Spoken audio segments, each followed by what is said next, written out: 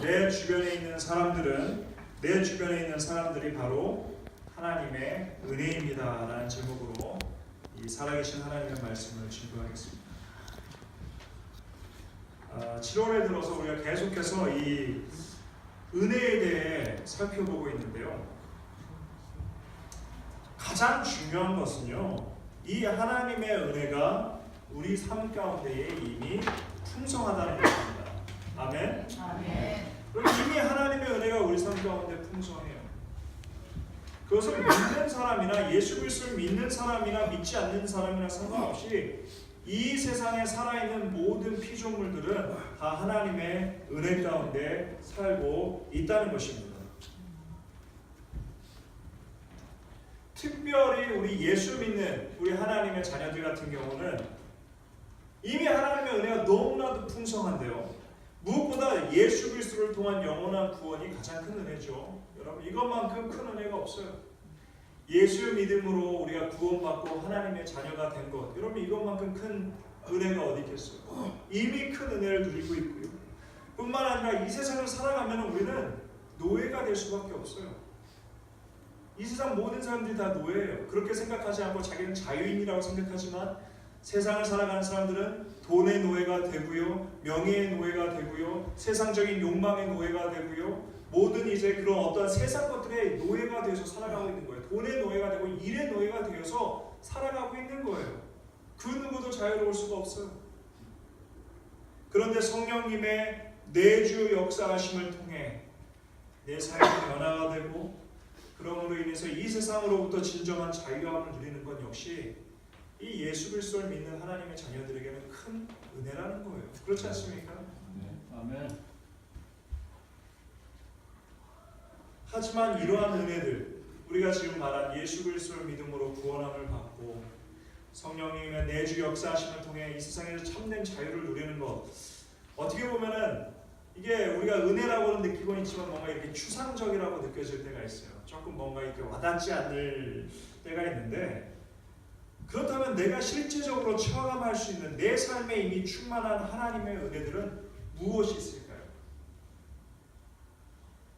어떤 이런 추상적인 것 외에 실제적으로 내 삶에 이미 넘치고 있는 하나님의 은혜, 무엇이 있을까요?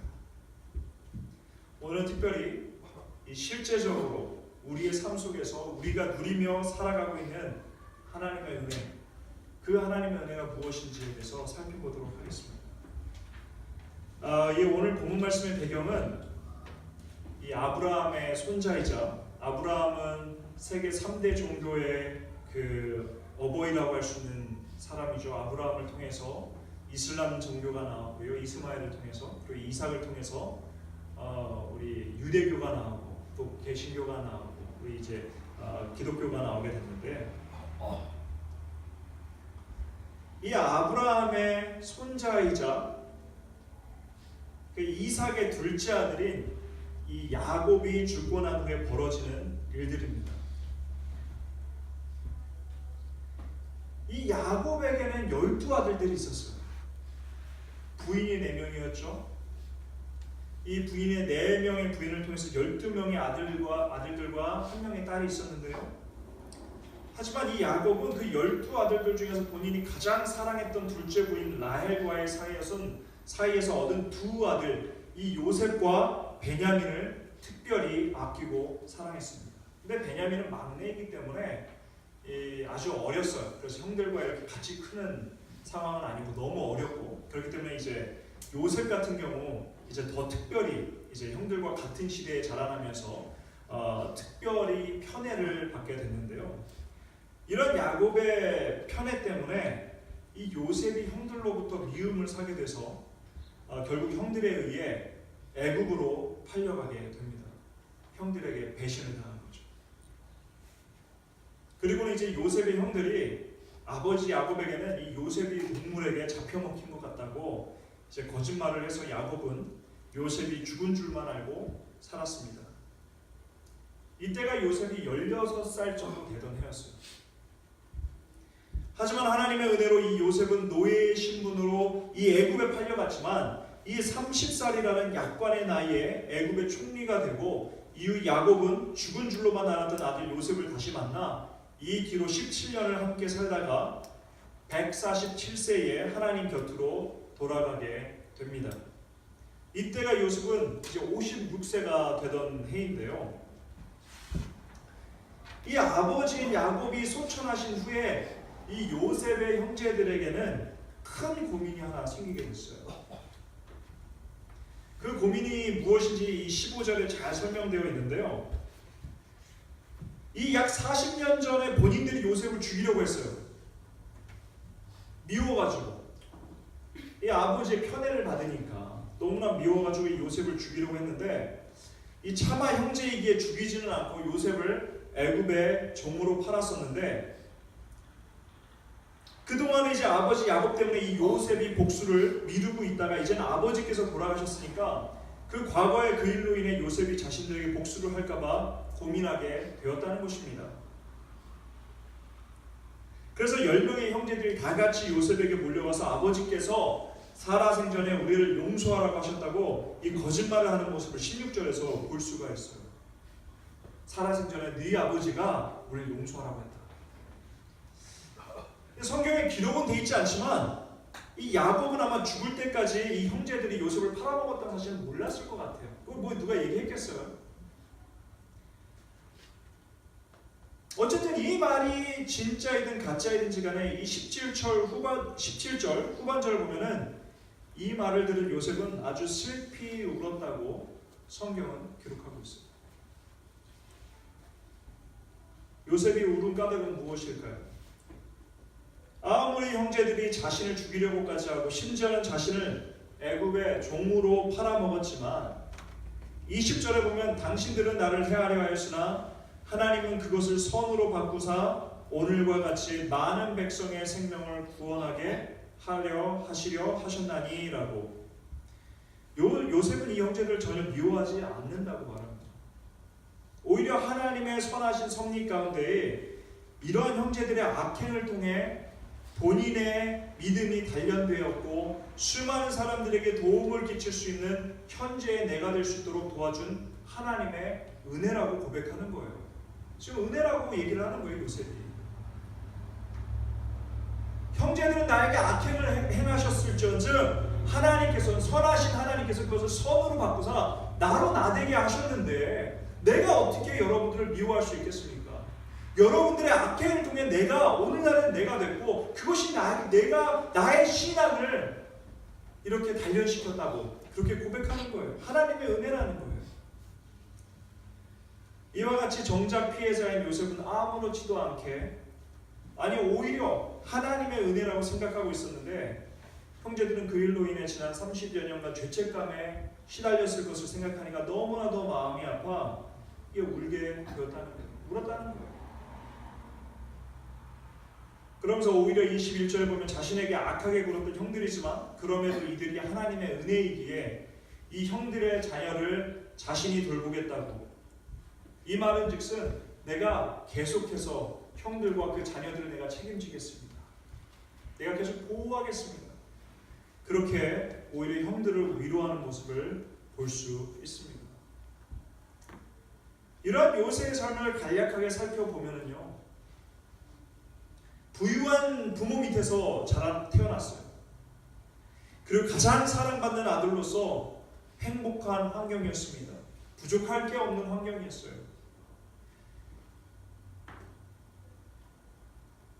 하지만 16살의 나이에 친형들에 의해 애굽의 노예로 팔려갑니다. 그리고 애굽 왕의 경호실장이었던 이 보디발의 가정에 들어가 수년간의 열심을 통해 인정을 받고 드디어 이 노예장이 되는 거예요. 그 가정에서. 근데 노예장이 돼서 뭔가 조금 살만하니까 이 보디발의 아내가 이 잠자리를 같이 하자고 끊임없이 요구를 하는 거예요. 그런데 이 요셉은 하나님 앞에 범죄할 수 없다고 이 보디발의 아내의 요구를 거절하고 이에 앙심을 품은 보디발의 아내의 거짓 증언으로 이 왕실 감옥에 갇히게 됩니다. 참 파란만장한 삶이에요. 그렇지 않습니까? 친형들에 의해서 버림받고요. 또 뭔가 살만하니까 거짓 모함으로 감옥에 가는 거예요. 인생의 밑바닥에 떨어졌다고 생각했는데 더 밑바닥에 떨어지는 거예요. 그곳에서 이제 왕의 술을 관리하는 관원장과 왕의 식사를 책임지는 관원장을 섬기게 됩니다. 이들을 통해 자신의 형편이 나아지길 원하는 마음으로 극진히 이들을 보살펴요. 감옥에 있으면서. 그래서 창세기 40장 14절에 보면은 나중에 잘 되면은 자신을 이 감옥에서 풀어달라고 간청하는 요셉의 모습을 볼 수가 있습니다. 그렇게 극진히 섬겼어요. 그런데 이 뒤로 술 관원장이 복직되었지만 어떻게 됩니까? 깜빡 잊어버려요. 배신당합니다. 고생만 하고요. 배신을 당하는 거예요. 이와 같이 요셉의 삶 속에서 요셉이 만났던 사람들의 면모를 보면은요, 이 도무지 우리가 하나님의 은혜라고 고백할 수 없을 것 같아요. 그렇지 않습니까?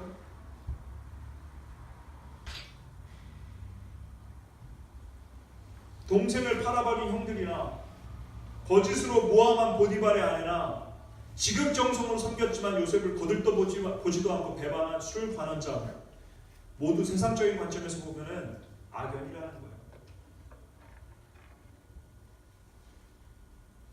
어떻게 이런 사람들을 만나게 하시는가? 하나님께 불만 불평을 할 수밖에 없어요. 이건. 악연 중에도 이런 악연은 없을 겁니다. 하지만 그 사람들을 만남으로 인해서요, 요셉의 삶과 신앙이 어떻게 변했는가를 보면은 그것은 결코 악연이라고 말할 수는 없다는 거예요. 이미 말씀드린 대로 요셉은 남부러울 것 없는 환경에서 자라났습니다.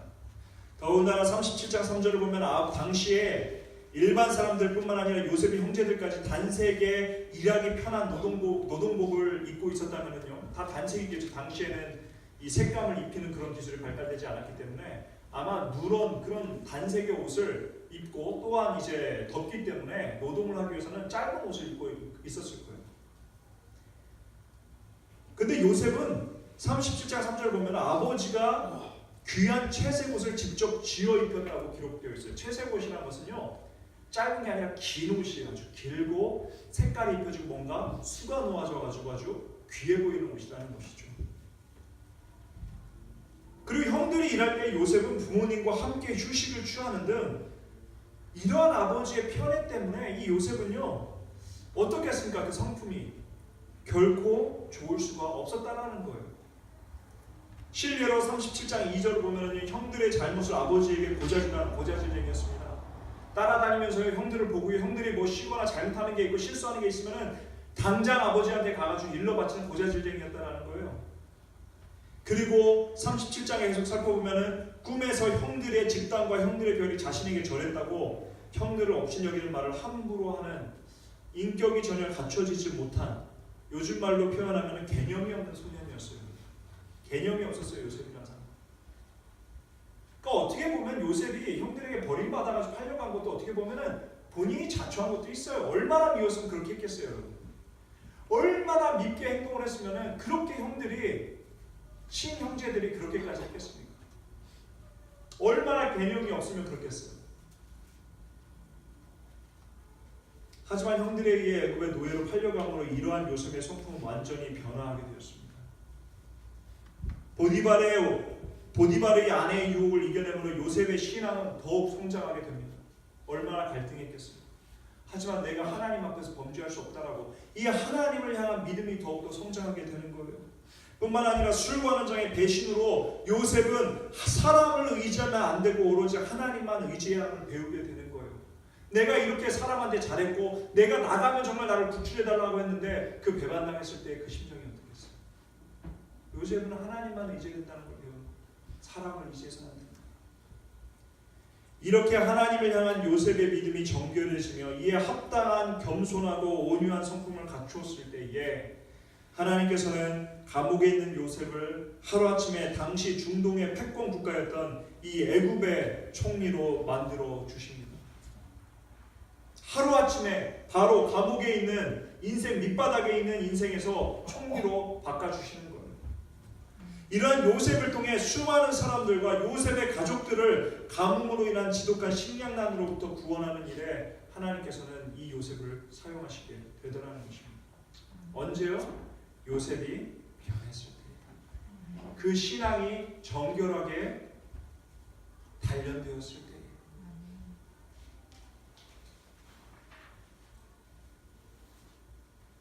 내가 만난 사람들을 통해 나를 단련시키시고 나의 신앙을 성장시키시는 하나님의 선하심과 하나님의 전적인 주권을 깨달았기 때문에 형들이 용서를 구할 때 19절에 내가 하나님을 대신하리이까라고, 심판은 하나님의 손에 있는 것으로 모든 것을 하나님께 맡긴다고 말하며, 또한 이들을 원망하거나 하나님께 불만 불평하기보다는 오히려 오늘의 내가 될 수 있게 해준 하나님의 은혜라고 고백하는 거예요.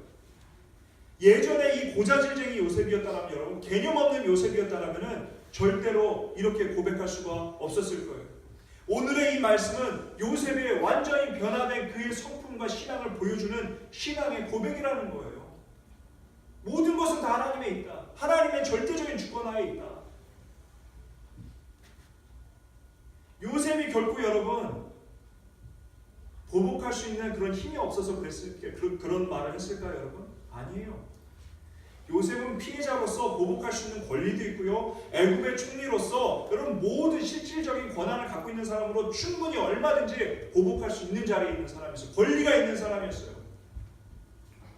그런데 내가 경험하고 이 하나님으로부터 내가 그 주권을 깨닫고 내 신앙이 이렇게 다져지고 하나님의 이 살아계심을 체험하고 나니까 다 모든 것은 하나님의 그 선하신 계획에 의해서 내가 만났던 이 불행했던 어떤 삶이 어떻게 보면은 이 내가 만났던 사람들이 나를 단련시키는 도구였구나라는 것을 깨닫고 이러한 신앙의 고백을 할 수 있게 되었다는 것입니다. 사랑하는 성도 여러분, 여러분 주변에는 어떤 사람들이 있습니까? 지금까지는 어떠한 사람들을 만나셨습니까? 여러분들을 아껴주고 사랑하는 사람들이 있습니까? 그러면 그것은 분명한 하나님의 은혜예요. 그렇지 않습니까? 하지만 그렇지 않다 할지라도 나를 힘들게 하고 배신하고 심지어는 거짓으로 모함하는 사람들이 있다라도, 심지어는 부모가 나를 버렸다 할지라도 그건 역시 하나님의 은혜라는 것입니다. 왜냐하면 선하신 하나님께서 그들을 사용하셔서 나의 성품과 믿음을 정결하게 단련시키시기 때문입니다. 이것은요 결코 세상 사람들은 할 수 없는 고백이에요. 오로지 하나님을 믿는 하나님의 자녀들만이 할 수 있는 고백이라는 거예요. 내가 만난 모든 사람들이 그 어떤 사람이라 할지라도 하나님의 은혜입니다라는 것은 선하신 하나님을 믿는 하나님의 백성만이 할 수 있는 고백이라는 것입니다.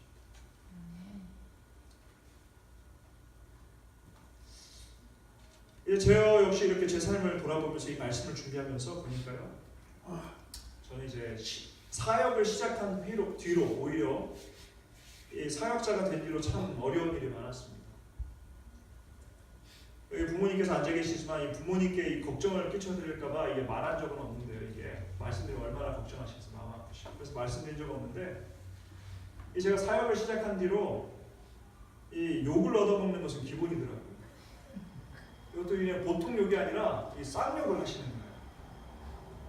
어떤 분들이 그러시겠어요? 예수 안 믿는 분들은 오히려 안 하시는데 이 성도님들이 그러시더라고요.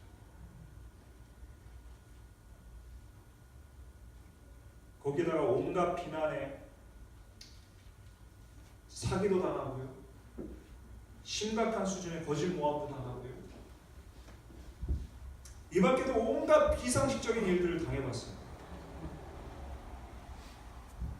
아니 어떻게 이게 세상에서도 안 할 법한 이 교회에서 이런 일이 있을까 싶을 정도로 이 목회자가 된 다음에 별일을 다 겪게 되더라고요. 아주 이 상식적이지가 않아요, 도무지. 당시에는 이게 너무 힘들고 어떻게 이런 일을 겪게 하시는지 이게 하나님께 불만 불평도 많이 했습니다. 이 다윗이 이 시편에 얘기한 대로 막 이렇게 저주돼서 막 불이 떨어져가지고 막 이렇게 너무 이렇게 화가 나니까.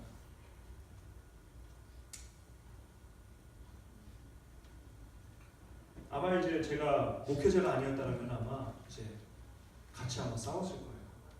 가만히 있지 않았을 것입니다. 그런데 이제 하나님께서 목회자를 불러주시고 그렇기 때문에 이제 항상 참아야 했고 인내해야 했고 하나님만 의지해야 했습니다.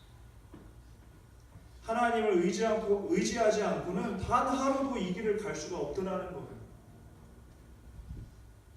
그렇게 하루가 지나가고 이틀이 지나가고 1년이 지나가고 10년이 지나가니까 제 자신이 점점 변해가더라고요. 하루아침에 변하지는 않아요 이게. 근데 제 자신이 점점 변해가더라는 거예요. 지금도 너무 부족하지만 10여 년 전에 나와 비교를 하면은 정말 제 자신이 많이 변하고 성숙한 제 자신을 발견할 수가 있어요. 지금도 부족하지만 그 전과 비교하면 많이 변했다라는 거예요. 지금도 역시 보면은 내 주변에 있는 사람들을 통해 나를 만들어 가시는 이 선하신 하나님의 모습을 발견할 수가 있어요.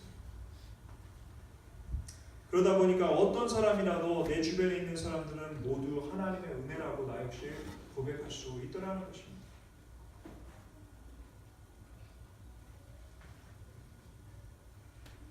이번 주 같은 경우 특별히 저희가 이제 아동부실 이렇게 페인트를 칠했어요. 근데 이 많은 성도님들께서 함께 하시는 모습들을 보면서 참 이렇게 원주민교회를 함께 섬겨주시는 성도님들이 동역자이며 하나님의 또 크신 은혜라는 사실을 다시 한번 깨닫는 시간이 되기도 했습니다. 옆에 있는 사람들이 은혜라는, 나와 함께 있는 사람들이 은혜고, 그분들이 잘하고 못하고를 떠나서 모두 다 하나님의 은혜라는 것입니다. 특별히 하나님께서 만들어주신 두 가지 공동체인 가정과 교회는 특별한 하나님의 은혜임을 믿으시기 바랍니다. 아멘. 같이 하면 할수록 부딪히는 것이 많아요. 여러분 그렇지 않습니까?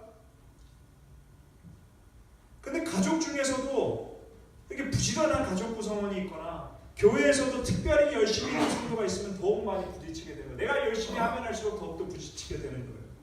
하지만 그럼에도 하나님께서 만들어주신 혈연으로 그리고 신앙으로 맺어진 가정과 교회 공동체이기 때문에 이 가운데서 내가 참고 인내하고 나아가다 보면은 하나님께서 내 옆에 있는 가족과 성도들을 통해 내 자신을 정금과 같이 단련시키시고 하나님의 때에 귀하게 사용하시거나 지금 사용하고 계신다는 거예요. 우리 옆에 있는 성도님들에게 한번 이 시간에 고백하는 시간이 됐으면 좋겠습니다. 우리 옆에 있는 성도님들에게 한번 우리 집사님은, 권사님은, 장로님은, 우리 성도님은 하나님의 은혜입니다. 옆에 있는 사람들한테 한번 고백해 주시기 바랍니다. 우리 이 시간에 성도님은 하나님의 은혜입니다. 우리 집사님은 하나님의 은혜입니다.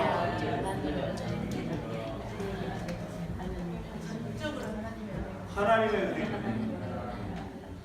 여러분, 이와 같이 내 주변에 있는 모든 사람들은 특별히 하나님께 맺어준 가족, 그죠? 가정과 그리고 이 교회는요 특별한 하나님의 은혜라는 거예요.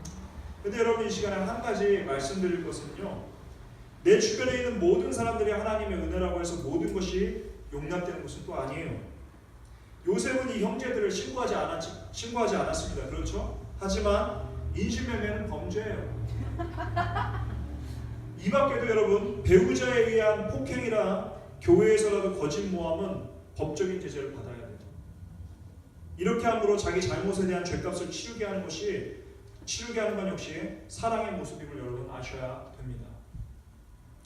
실제로 여러분 제가 지금 공부하고 있는 미국의 사우스웨스턴 바티스트 티올로지컬 세미너리, 거기 그 미국에서 전 세계에서 가장 큰 신학교 중에 하나인데 거기 총장님이 올해 사퇴하게 됐어요. 왜 그러냐면 한 20-30년 전에 목회를 하실 때 상담을 하셨는데 이 여자 성도분이 오셔가지고 남편이 막 이렇게 뭐 때리고 그러는가 봐요. 이거 어떻게 해야 됩니까? 라고 상담을 했는데 이 목사님께서 20-30년 전이니까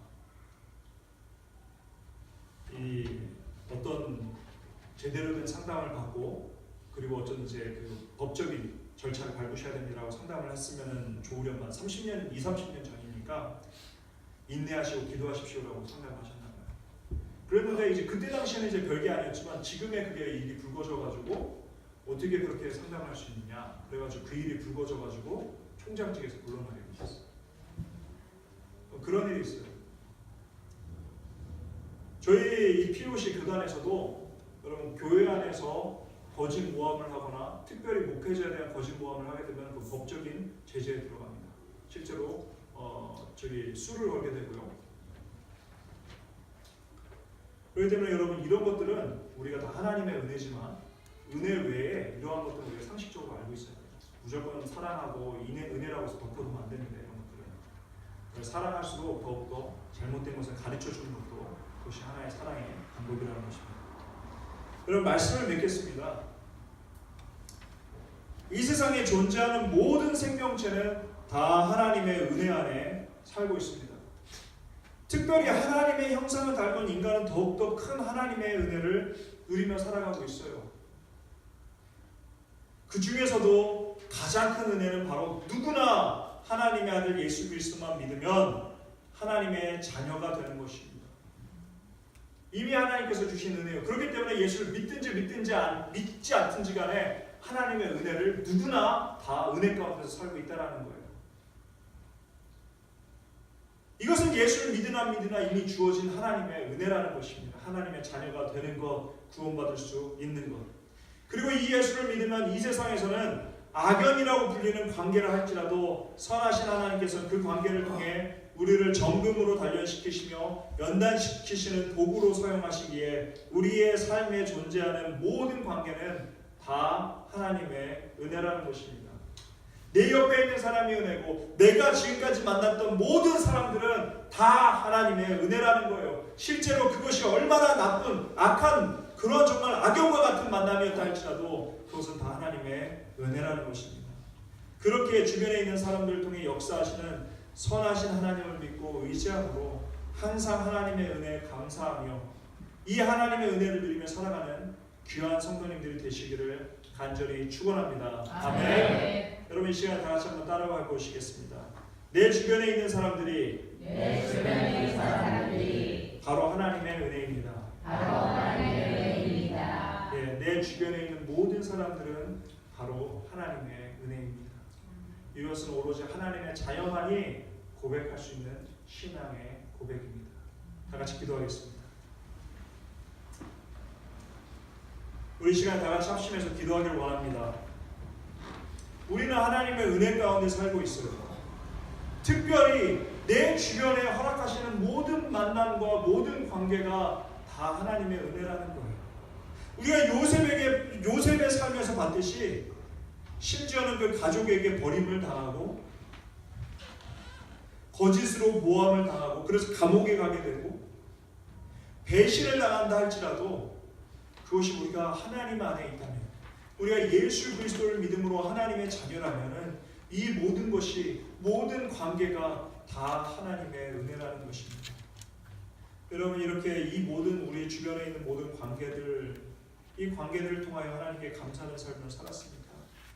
이 오늘 본문 말씀의 요셉과 같이